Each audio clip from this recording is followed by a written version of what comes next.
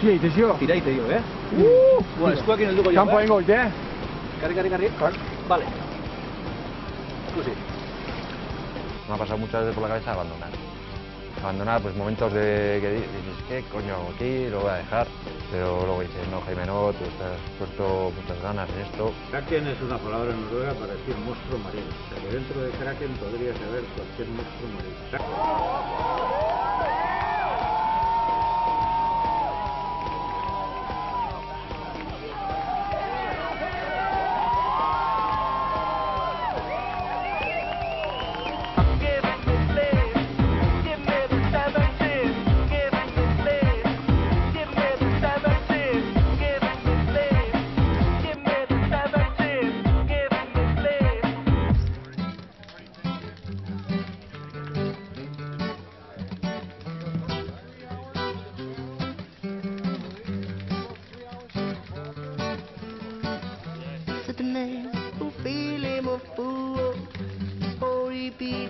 Y el agua de aquí pues está fría y sucia también, pero bueno, estos días que he entrenado algo en este río, pues efectivamente lo que nos han dicho es vais a salir negro, si no el sol precisamente.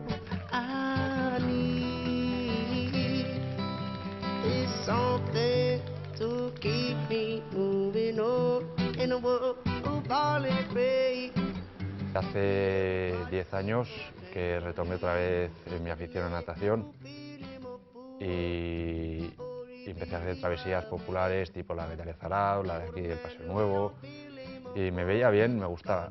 Entonces pues di un pequeño salto con intentar el Estrecho de Gibraltar por primera vez, me vi bien y entonces ya fui subiendo en volumen, en metros, en dificultad.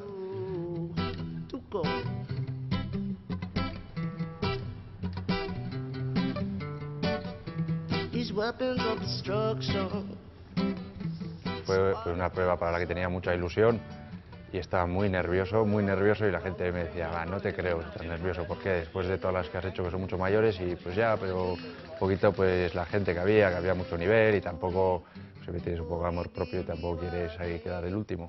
Un poquito los nervios venían por ahí.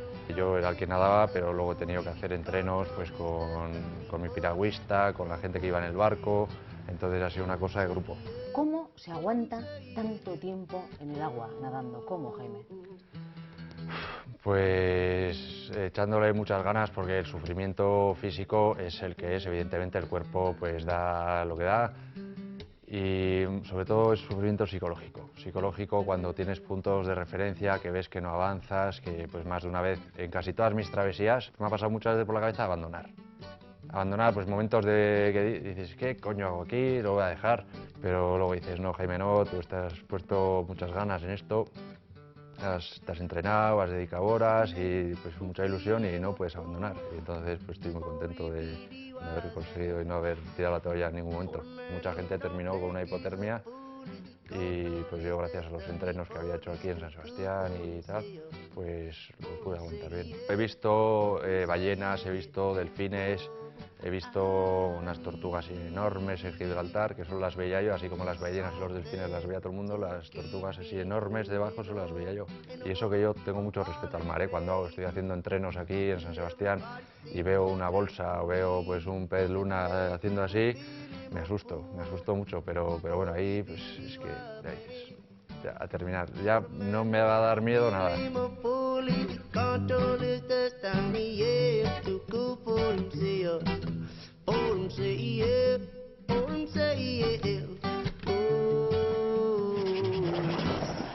Kaixo, ongi etorri Kresalara, gaurkoan ez gara hurbildu Euskal Herriko kostaldeko herri zehatz batera.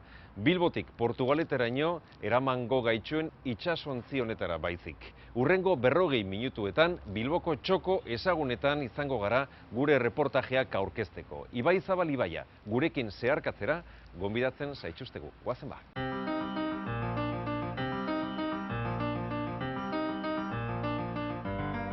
Bilboko itsasadarra Bilbo aldeko ardatz naturala da. Ibaizabal eta Nerbioi ibaiek Basaurin bat egiten duten tokitik hasita, Abran itsasoratzen den bokaleraino. Itsasadarrak Bilbo hiria zeharkatzen du eta 2 ibarretan banatu. Eskuin ibarra, 7 kaleekin, eta Ezker ibarra, zabalgunearekin. Bilbotik Santurtziraino 14 kilometro daude.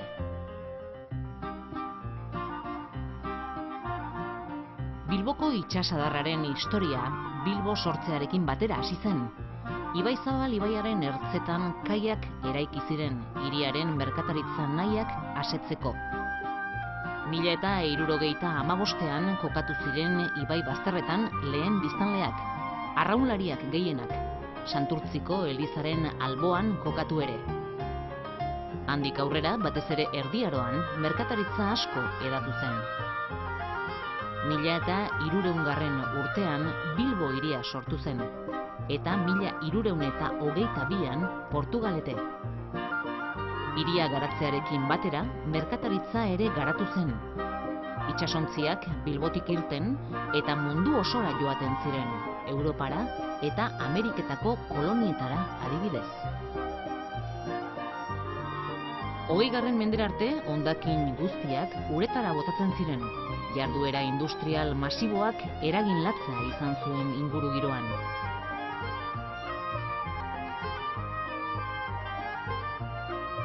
Mila 1980ko hamarkadaren amaieran, argi zegoen beharrezkoa zela neurriak hartzea.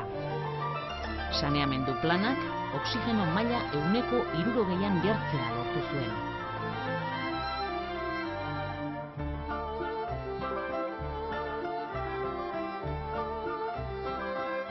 Industria birmoldaketaren ondoren, itsasadarra Bilbo berriaren garapenaren ardatz bilakatu da. Turismo gune berriekin, pasealeku berriekin, eta era guztietako eraikin berriekin.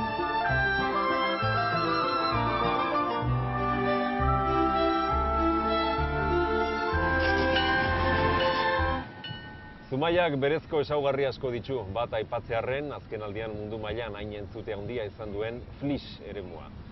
Gune horretara bertara joan da Kerezala, ez dinosaurioen garaiko kontuak argitzera, baizik eta arrantzara, hain zuzen ere, Aitor Leizarekin Zumaian hainbeste preziatzen dituzten olagarroak harrapatzen jardun gara. Ikus dezagun, nola joan zen goiza.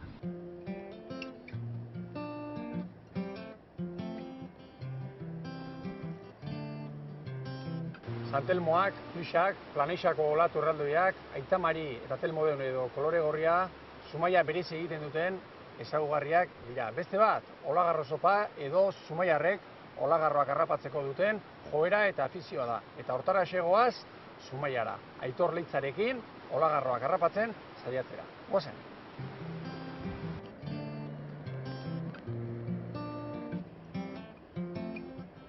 Beti ikasi da txikitatikan olarruan nola hartu, ez? Zumaian egia izan olarruakin lotura handia daukan herri bada. Tradizio olarro asko hartu da hemen. Daude teknika desberdinak hartzeko. Guk erabiliko deuna da harria handitan erabiltzen den teknika. Da kainabera luze batei trapo zapi zuri bat lotu eta regio karnata busketa bat. Orduan honekin lortuko deuna da olarrua azpilan karnata honei heltzia. Olarrua etorriko da bai txurira, baina bai janare. Beita jarri bertzaio, karnata jarri bertzaio. Karnata jarri bertzaio. Ni salian hauk txitsarrua. Txitsarrua egoera txarrian da, baina, bueno. Jarriko jo. Ondo lotu behar da, hau, indarrakin, ze olarruak indarra handia dugu ere bai. Ni nahi izaten dut, minik hartu gabe animaliai, eskuakin aldu, eta behin ikusten detenian ondila o txikia dan, erabaki barret, momentu horretan hartu berdeten, no ez, etxea eramateko. Gaur egun, mareako olagarro bat hartu laike 750 gramokua. Hortik gorakoa, pisuak inetzea ibiliko, baina jabein batzutan arrantzan ibili ezkero ikusten da jabein kilo ingurukoak gutxi gora bera ze tamaina dauken. Orduan inguru horrea aurreatu beharko ginake harrapatzeakoa. There ain't no reason things are this way. It's how they always been and they intend to stay. I can't explain why we live this way. We do it every day. Lehen esan dia gaina, La Paz horria dula, munduko organo sexual handina luzena, ez da? Bai, zaude nola itxasita bizidean, harrak inguruko eme guztiak ernatzen ditu. Orduan bere Pikilina atatzen du kanpoa eta... Dana iguratzen. Bai. Haitzetan ibiltzeko zoritxarrez ikasten da 4 aldiz eroita. Ordutzen ikasten da onduena. Baina egia da badaola lapazorri bat, lapazorria ditzen dio Zumaian. Hau da, lapa txiki moduko zerbait, kolonietan bizidana eta harri guztia harrapatzen duna. Hor zapaldu ezkio lija modura egiten. Osa ez du bateri irristatzen. Eta hor, gehien bat hori, eta haitzetan lasai ibili behar da, presari gabe. Preachers on the podium speaking of saints, prophets on the sidewalk begging for change, old ladies laughing from the fire escape, cursing my name. Zumaiko plato oso importantea, oso ezaguna, bertakua esango duna dana da olarru zopa. Hau da, olagarru hartu, lehortu, gelditzen da kartoi modura, eta gehoarekin, olarru zopa bat egitea. Lehortzeko teknika ni behin bakarrik lehortu dut, eta egia da oso naskagarria dela. Lagar dezu, usteltzen lehen da bizi, egun batzuk, eta geho pixkat ustel luzai hori hartzen dunean, egiten dezu ireki, oso ikan ondo lehortzeko. Eta, klaro, geho horrek dakarren usaia, erosintokitan ezin da. Aitor, gure kamarak eukenik igorretarrak esan dikor olagarro bat ikusula. Eta horrek etzekak olagarro itxuri. Bueno, lehenengo gauza olarroa beti guretan egotea. Naiz eta igual lehorra egon inguruan, baina egongo dan tokian beti putzu bat egongo da olarro egoteko. Bestela hiletea, orduan. Izar badek, ez da? Honek ikusi duena da itxasoko izar bat. Ikusi du hor, erro batzu dauzkala, eta olarroakin eta olarroa dalakoan nastu dik. Hau da, ginea galanta, itxasi zarra arrunta da. Akutxiko zio? Bai. Itxasi zarra arrunta. Eta lehen osan diak, gukoan, harri batei bulta eman ezkeo, ikerrezko bizitza bilatuko endukela. Bai, ez dakit. Polik altxako deu. Ikusi, justu, itxasakil bat. Horren familikoa dekoregu. Itxasakila? Bai, itxasakila egizien honek. Arbila batek? Bai. Arbila eta txoizua eta... Bueno, kasu honetan hori zion. Gau gauza txiki pila bat. Hau ez jate? Hau joan ez egiten? Ez, amen ez bintat. Bueno, berriz hori jai bat, berriz ataki egin berri bat.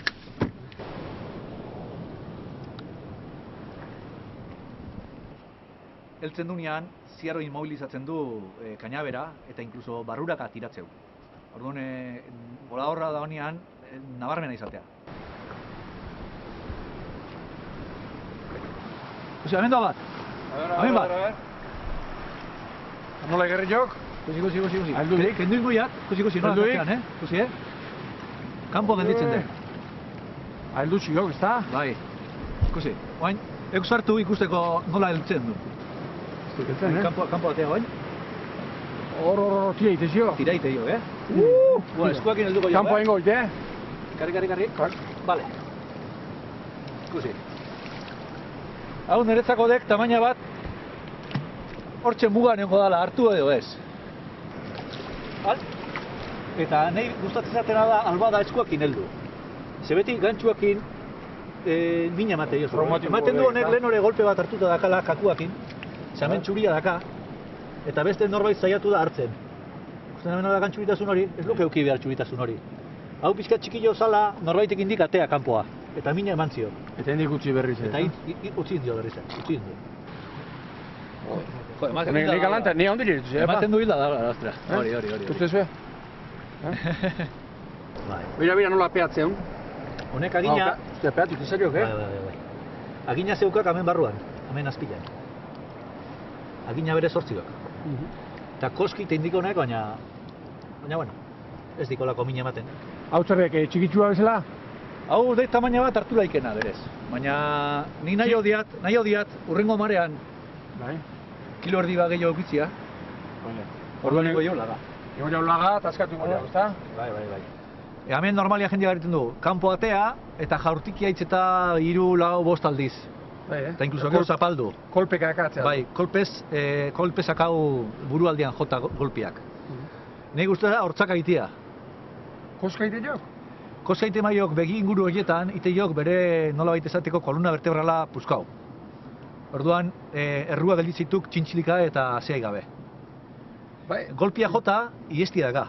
zorro baten sartzen badek, zorrotik ertetzi daka. Baina kolumna hori puztatuta ja ez de... Ikolak atzeitu, koskina? Bai, nik koskina beti. Bueno, hemen harrapatu leike gure kostaldean dauden animali guztiak. Baina gero, kopuru asuntua da gauza.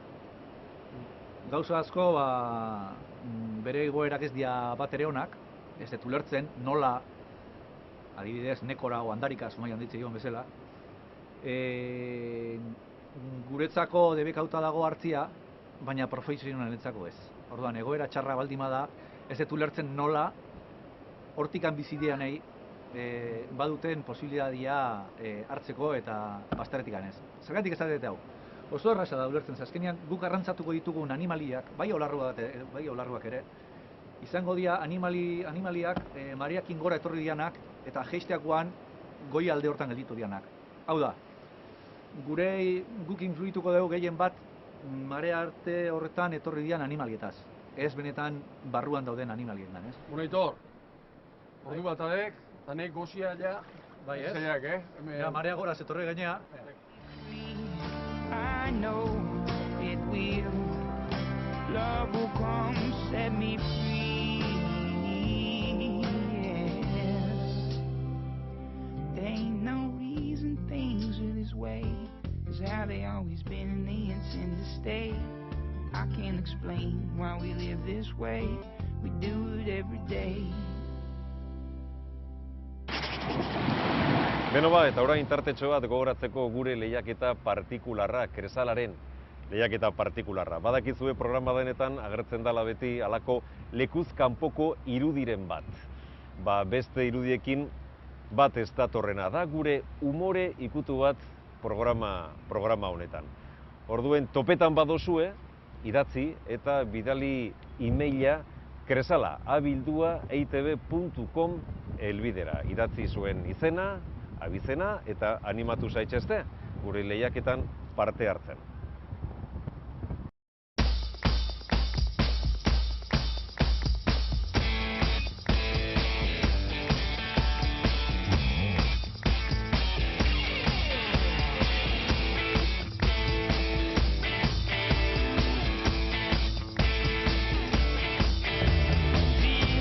El Erie ICAO es un campeonato que se realiza desde hace 25 años y es en honor a uno de los surfistas con más renombre aquí en Hawái, que perdió la vida en un naufragio e intentando buscar ayuda para salvar al resto de la tripulación.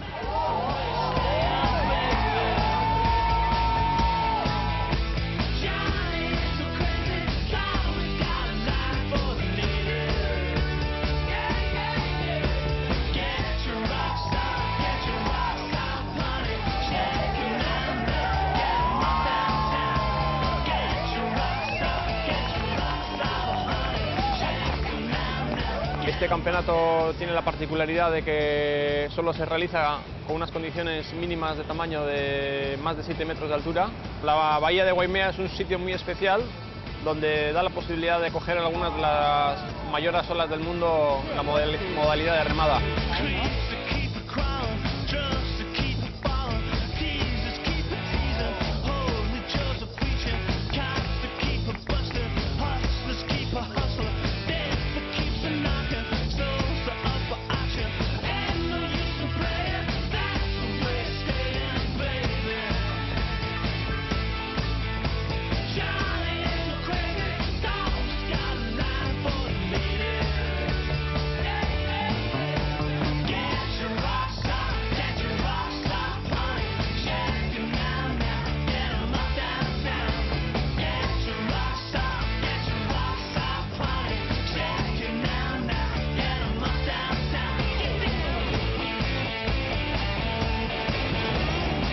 Hemetik jarraitxute Abrako kanpoaldeko portura helduko gara. Eta horra, iritsi berri da Sea-Shark petrolio ontzia. Erraldoia da.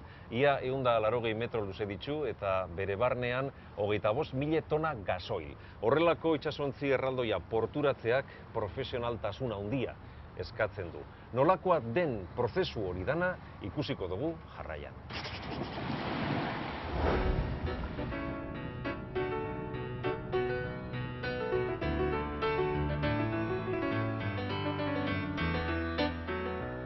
¿qué es consignar un buque? Somos un poco los que hacemos el enlace entre el armador del buque o el propio buque y todos los servicios portuarios, toda la gente que tiene que estar un poco pendiente del barco, de cuando llega. Nos encargamos de todo lo que el barco necesite, pues desde suministros de comida, agua, si tienen cambio de tripulantes. Hacemos igual 8 barcos al mes, así sería una cosa normal. Bueno, nosotros hacemos sobre todo buques tanque que traen graneles líquidos, pues el crudo, gasóleo, gasolina. Por ejemplo, lo que vamos a ver ahora, ¿qué es exactamente? Es un buque tanque que viene con gasoil de Rusia para descargarlo aquí, gasoil que va para las gasolineras, y trae unas 20 y pico mil toneladas de gasóleo. Los prácticos lo traen hacia aquí, con los remolcadores, claro, ciabogan, entonces le dan la vuelta, lo atracan, con la ayuda ya de los amarradores desde tierra, y una vez atracado, pues ya se puede empezar según está atracado, empiezan todas las operaciones de descarga, digamos. Llega el barco y hay una persona que se encarga de amarrarlas, bueno, de ajustarlas. Hay una persona de la empresa estibadora que se encarga de ayudar al buque a posicionarse de forma que coincidan los dos brazos de tierra que se conectan al buque para la descarga, que coincidan con las conexiones del barco en la misma línea. Por ahí fluye el gasoil en este caso. ¿Y exactamente a dónde va este gasoil? Pues en este caso es una descarga, lo bombea el barco a tierra por los brazos y luego va por todos estos conductos, lo que se llama líneas, son tuberías grandes. Siempre va a los tanques de tierra, en este caso están a 300 metros más o menos, pero podría ir, por ejemplo, a aquellos que están en la colina. Podría bombear incluso hasta Salamanca. Todas las mercancías, ¿no? Pues no es lo mismo todo esto de esta zona del superpuerto, los graneles líquidos que siempre son, casi todos son inflamables y tal, como el crudo, el gasóleo, la gasolina. Bueno, y con tanto barco que llega y que consignáis y que tenéis que venir y estar aquí y proveerle de todo, anécdotas tendrás unas cuantas, ¿no? Pero lo más curioso, sí, un polaco que había estado en Bilbao hace ya 20 años, había visto jugar al Barcelona contra el Atleti en San Mamés y justo vino este año, un domingo, jugaba el Atleti contra el Getafe, creo, algún equipo así no muy importante, y bueno, me pidió que le coincidía justo a la tarde, tenía libre y tal, si le podía sacar las entradas y arreglarle el taxi y todo eso, y ahí se fue, y nada, estuvo encantado.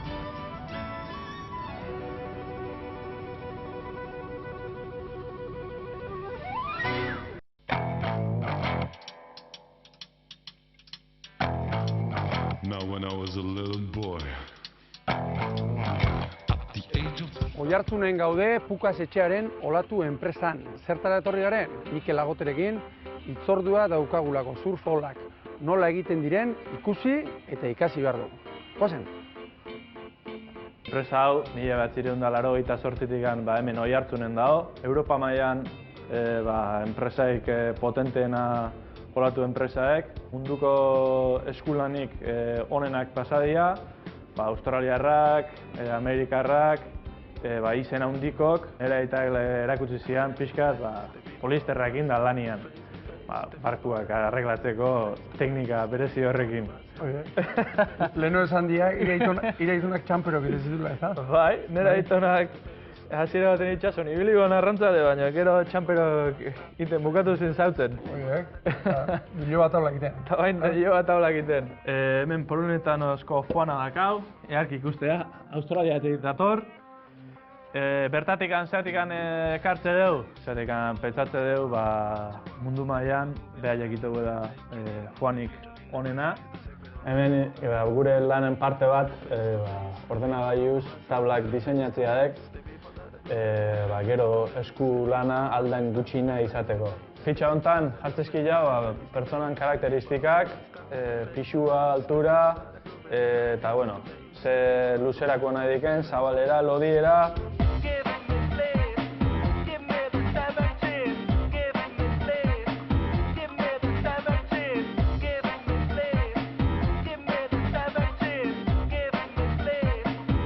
lehengoko urten Aritz Aranburukin sortu genien, behantzako, txapelketetako, hondartzetako, eta, bueno, bain ibiltze diat, hondartzako modeloa izango balitz bezala.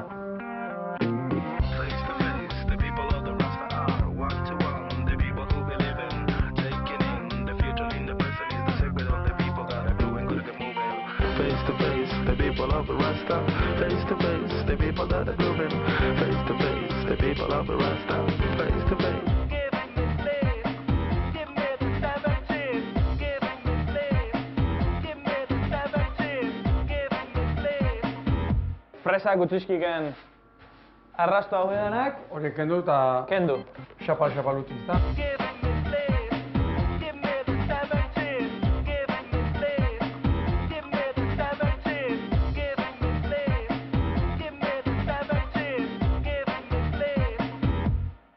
Kantu era asko zeude ekiteko, baina olatu hau, tabla hau, olatu txikitako ekiten bat, orduan, inko jaunaek, eskuak, agiltze ikena hemen. Utziko jau hau borobila, eta olatutan erresago izango ematen. Olatu honetako izango balitz, hau hola ekarriko genin, radio txikila izango ban, eta pareten gehiago helduko like. Behin ja indaziokenen, firmatxua botan hori izateza joak, firmakin batea, tablan neurri orokorrak jartzezkigu. Behin forma eman da zekaula, aurreko pauson ikustu zuen bezala, hemen tubak iteikenek kortxu hau fibra eta poliesterrekin inguratu, eta honek itezio indartasuna emateziok, eta, guretan ez puskatzeko eta gogortasuna eta gauza jana. Azken urte hauetan hartu ditugun olatuak, handik izan dira, eta pixkat, surfa olatu handitan mundu mailan paren jarri geha. Pixkat erokeriare aida bihurtzen, zekan nibela horren beste hilotzen aidak, itxasuakin hola jolastia hitza izango litzake, ez da oso egokia eta neurrik txikitzen nahi dira eta kontu zibili berra dago. Bueno, Mikel, Markon, zer izi egiten, noan? Hemen aizeguna egiten da taula preparatzen margotu ahal izateko. Pintatuko du erabateago bestea, eta hain entintatzen nahi da, pintura eman ahal izateko, eta laste ikusiko zue karrozerok bezala pintatzen.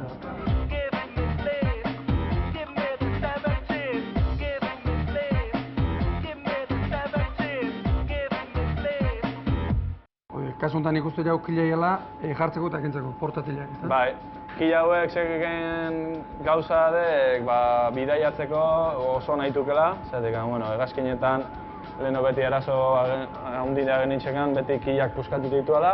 Bueno, Mikel, taula okatu jau, ezta? Bai, hemen indazio egin berrekoa. Argizio, eskerrik asko. Venga, zuei, aio. Eta orain, badakizue, irudiak badaukazuez grabatuta, bai mobilekin, bai bideokamarakin, itxasorekin, zerikusirik dauken irudiak badaukazuez, bidali gure helbidera. kresala@eitb.com.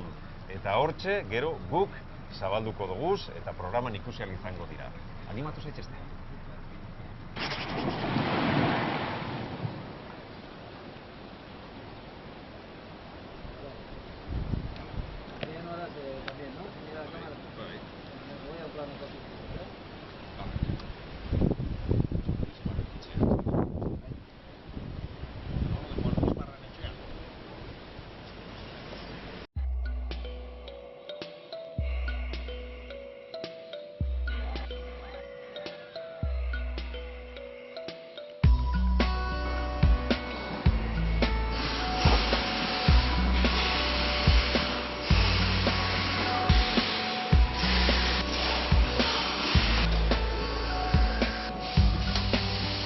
Huaskor sortu zen Bilbon, 1976an, eta gero ja etorri zen Zumaiara, 1973an, gu hemen egiten ditugu motorrak berez, ez? Eta gero daukagu Gasteizen ikerkuntza zentrua, eta han, garatzen ditugu motor berriak, teknologia ere bai depuratzen dugu, eta aplikazio desberdinetarako ere bai saiatzen gara, eta kombustiblen aldetik bai beste kombustible mota, hasi ginen dieselakin, gero gasa sartu genuen, gero biogasa sartu genuen. Motor bat hasten dugu egunean eta bukatzen dugu egunean egiten da, ez? Normalean, gure motorrak joaten dira basurako arrantzalentzako, normalean, atuneroak, izan laik ere bai remolkadoreak, gero dazkagu banatuta distribuidoreak eta munduan zehar daude, eta edozein tokian aurkitu dezakezu errekanbio bat edo pertsona bat formatuta dagoela mantentzeko motor hori, ez? Hemen tailerren montajera dedikatzen den pertsonak 45 gara, momentu honetan. Eta daukagu parte bat, Guaskorren hasieratik dauden jendea, beraz hori pentsa daukala esperientzia izugarri bat, lehenengo motorra beraiekin zuten eta oraindik motorrak egiten jarraitzen dute, esperientzia handiko jendea daukagu. Eta gero, gutxinaka ikasten ari diren jende berri eta on asko daukagu. Guk itsasontzietara egiten ditugun diesel motorrak 250 eta 1700 zaldi bitartekoak dira. Zumaian gaude 200 ingurun, gehitzen baldin baditugu Gasteizkoak eta filialakoak 300 ingurun gaude, totalen. Eta ja, grupo Guaskor maila 1300 edo olako zehoa da. Gure marka propioa da, guk diseinatu genuen, garatu egin genuen, teknologia eta dana. Eta hemengoa da, Euskal Herrikoa da. Eta daukagun ikerkuntza zentruan egiten dugu urtero pixka bat desarrollatu eta atea aplikazio desberdinetako eta potentzia ere bai gehitzen dugu eta pixka bat juten ja horrekin merkatu duzu.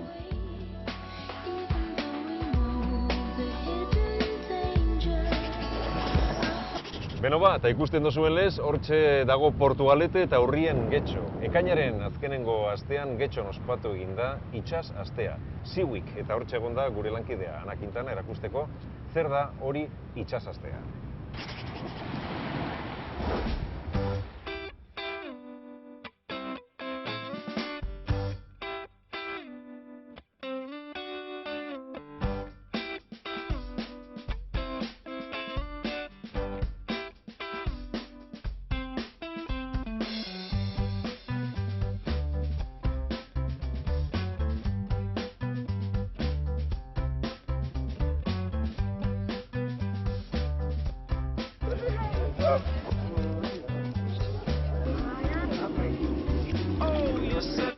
A ver, ¿qué tal está? ¿Está rico? Muy bien, está muy bien. Exquisito. Sí.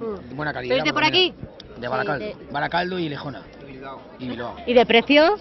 Pues como todos sitios, yo creo que está equiparado. Si queréis picar algo... Muchas gracias. Bueno, chicas, veo que sois de aquí, de Algorta, Viveros, ¿no? De Sarricomaso.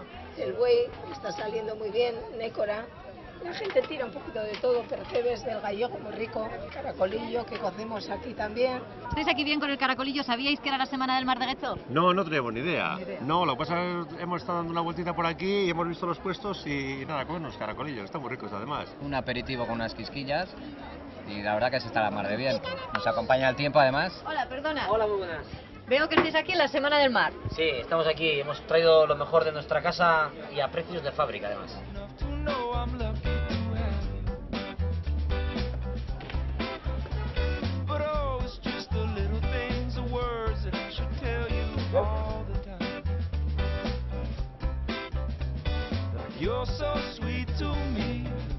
Batel da barku txiki baten izena euskeraz. Erabilearen arabera, batel da arrantza egiteko barku txiki bat.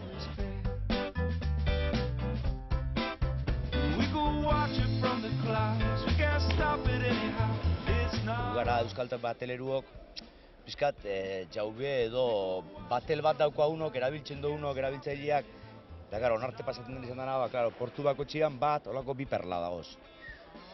erabaki dugu ja pizkatin jarraitzeko, hau ezin jaitsi galtzen, orduan pizkatin jauna batun. Euskal Herreza da aixirik eta txarren daukagun tokiza, dago salako kaltzarpe baten, da gure aixi ez da ona nabigatzeko. Da horixe, jente guztia hemen abandona izan belia.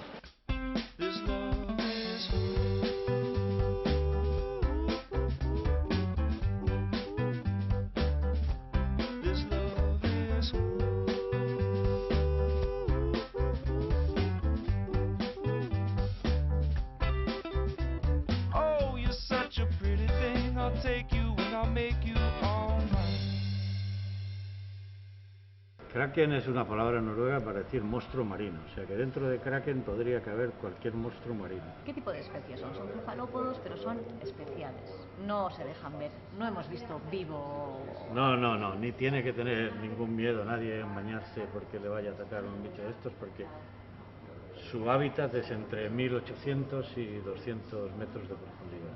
Y estos son de Asturias, pero aquí debe verlos también, en el País Vasco. En Luarca hay ahora mismo 27 ejemplares. Es el sitio del mundo donde más calamares gigantes hay. Buscar un animal de estos para filmarlo es como buscar una aguja en un pajar. De hecho, entre americanos, ingleses y españoles nos hemos gastado cerca de 9 millones de dólares y ROVs y submarinos y no lo hemos conseguido.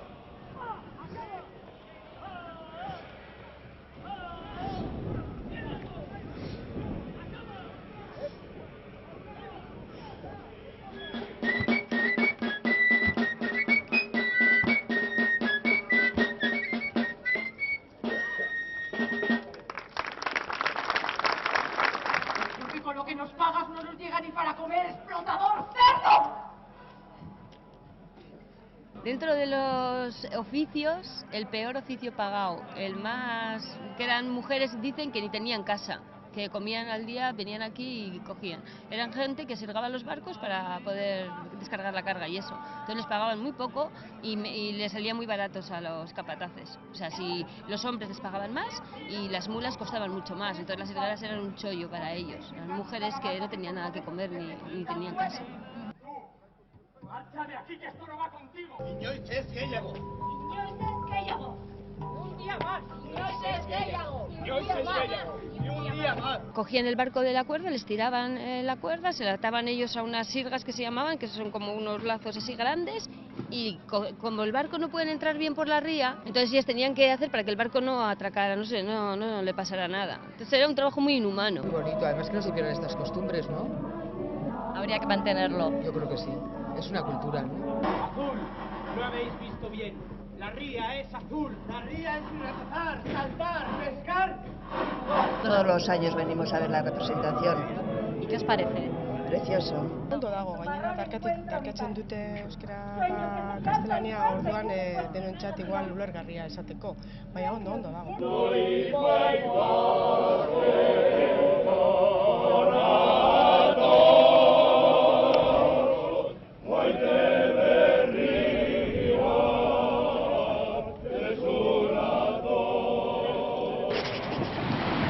Beno bakarrik laga gaitxu eta saio amaitxu behar dugu eta hauze itsasontzia porture erun, ia kapaz garen.